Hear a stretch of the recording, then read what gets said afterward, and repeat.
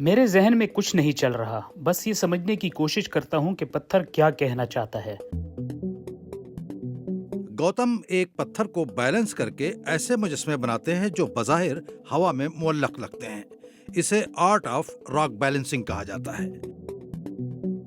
شروع میں مجھے ایک پتھر کو بیلنس کرنے میں تقریباً 45 منٹ لگتے تھے۔ مجھے کافی مایوسی اور پریشانی ہوتی تھی۔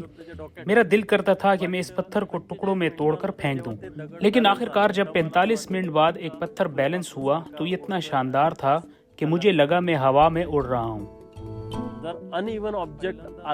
میں ناہموار دکھنے والے پتھر چنتا ہوں کیونکہ بیلنس کرنے میں وہ بہت حیرت انگیز نظر آتے ہیں۔ کبھی کبھار صرف 5 سیکنڈ لگتے ہیں اور کبھی 2 گھنٹے۔ ماحولیات کے ماہرین کا کہنا ہے کہ اس طرح پتھروں کی اسٹیکنگ قدرت کے لیے نقصان دہ ہو سکتی ہے، لیکن گوتم اس بات کا خیال رکھنے کے ساتھ ساتھ اس آرٹ کو اور لوگوں کو بھی سکھانا چاہتے ہیں۔ بچوں میں آج کل فون کا استعمال بہت بڑھ گیا ہے۔ یہ ایکٹیویٹی انہیں قدرت سے جوڑنے میں مدد کرتی ہے۔ اس کے ذریعے ذہن ایک پرسکون فلو سٹیٹ کیفیت میں آ جاتا ہے۔ یہ بنیادی طور پر انسان صبر کے ساتھ ساتھ ذہن موڈ میں آ جاتا ہے۔